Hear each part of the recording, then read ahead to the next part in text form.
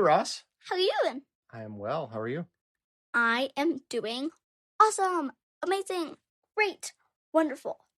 Anyway, are you ready to know absolutely, positively everything? Yes. Sounds good. Let's go do it.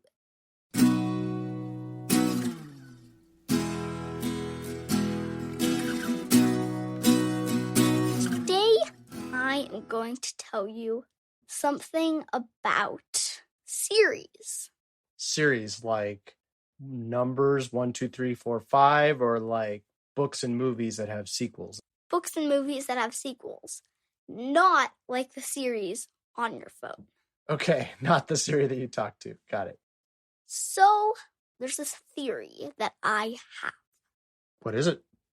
Well, my theory is that sometimes an author will make one book that's not part of a series, and that book will get super, super, super famous. This isn't even a theory. This is just a fact. Somebody sometimes writes a book and it becomes famous. Yeah. Now, sometimes when that happens, the author thinks, wow, that book was really good. I'm going to write another book. I'm going to write a sequel to that book, and it'll be just as famous and just as good. And everybody already wants to know what happens next. They already love the characters. They love the story. It makes sense to me. So what's the problem? It's not as good. Do you think it's not as good because it's hard to do something great twice? Or do you think it's not as good because they're trying to use the same material from the first one? It's not original. Well, that depends. Sometimes it can be one, sometimes it can be both, but for whatever reason, the second book isn't as good. People are like, oh, well, I'll buy it. But then they don't like it as much. Now, I've seen just the opposite too. I've seen the second and third books and fourth books and fifth books. I agree they're often not as good, but they get more and more popular because everyone who was original discoverers of the first book is reading them. And then all the people who come later start reading them. And sometimes it's the fourth book that's the most popular of all. Harry Potter is a really good example. Not that the books are bad, but that they got more and more popular over time instead of less popular. That's because they were actually better. They were actually great books. They're all really good, not just one of them. Is there peak Potter? Is there a moment where the books got as good as they could get, and then even if they're still really good, they got a little bit worse? I don't think so. They're all just great. They're all just amazing. Okay, so you've got an exception. I almost have a theory about your theory. Can I share it? Okay, tell me your theory about my theory. Maybe I'll have a theory about your theory about my theory.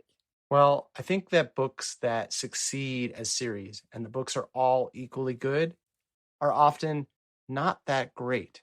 They're all perfectly fine, and it's just sort of comforting, and you can read it again and again and again. I'm thinking about like Nancy Drew books or Babysitter Club books. Not that they're bad, but just that they're very similar and they're all pretty good, but none of them are great. Whereas if something is truly great, well, that's hard to do twice, even if you have original material again. So it's easier to go down from there. I think I agree. That's a good theory. With the exception, again, as the extra awesome books of Harry Potter.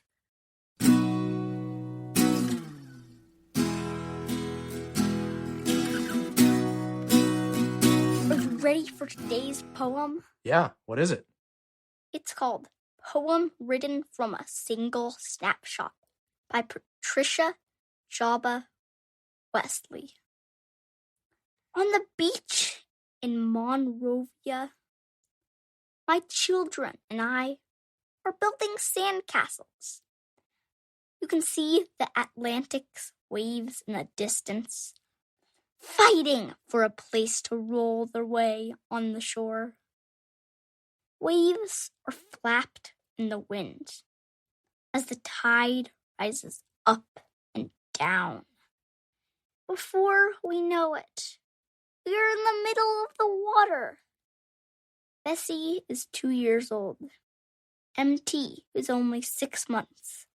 Clings a short arm around my knee. He's staring at Bessie in the sandcastle she's erecting with her right foot. This is how my mother taught me to build a sandcastle. You put your foot down and build mounds around it. until the castle becomes stable. This is how we search for home. You put your foot down in a place long enough. That new place becomes home. Do you want to read it? I'd love to. Poem written from a single snapshot by Patricia Jabbeh Wesley. On the beach in Monrovia, my children and I are building sand castles. You can see the Atlantic's waves in the distance, fighting for a place to roll their way onto shore. Waves are flapping in the wind as the tide rises up and down. Before we know it, we are in the middle of water. Bessie is 2 years old. MT, who is only 6 months, clings a short arm around my knee. He's staring at Bessie and the sandcastle she's erecting with her right foot. This is how my mother taught me to build a sandcastle. You put your foot down and build mounds around it until the castle becomes stable. This is how we search for home. You put your foot down in a place long enough. That new place becomes home. I think that's a great poem. Not only is there those great words of wisdom to be gained from it, but also it seems like a good method of building sandcastles. Yeah. Have you ever made a sandcastle with your feet instead of your hands first? No, but sounds like a good method. I'll have to try it next time. Now, she mentions a city in this poem called Monrovia. And I happen to know that Monrovia is in a totally different country from ours. It's in the country of Liberia. In Liberia, there was a big civil war. So I think, perhaps, that this family had to leave Liberia. And that's the single snapshot. They were on the beach playing, and they were making sandcastles. And in the same way, at the end of the poem, she's saying you got to use your feet to make a new home somewhere else. Does that make it more powerful for you? Yeah, it makes it really powerful for me. What do you think about that idea of making your home by standing in one place, even if it's a new place? I think that's a good idea. And it's true, too. If you're in one place long enough, then it just might start to feel like home.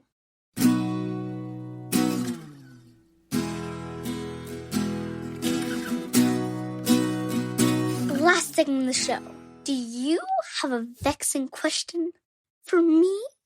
I do. This is something I ask Mom a lot, and she always laughs because she says, "You ask this all the time." But I say, "You haven't answered it yet, or if you have, I've forgotten. Or you've forgotten. I don't know." Here is my vexing question. We have these wonderful lilac bushes in our yard and all around town that right now smell so wonderful. But to me, they smell differently at different times of day, or sometimes I think it's after I've smelled them earlier, then they smell less. So what I want to know is this. Can you smell out a flower? Like when you smell a flower, does it take the smell out of the flower? And so it smells less for the next person or you the next time you smell it? Wow, I have never thought about that before, but that is fascinating, and I'm going to research it right away.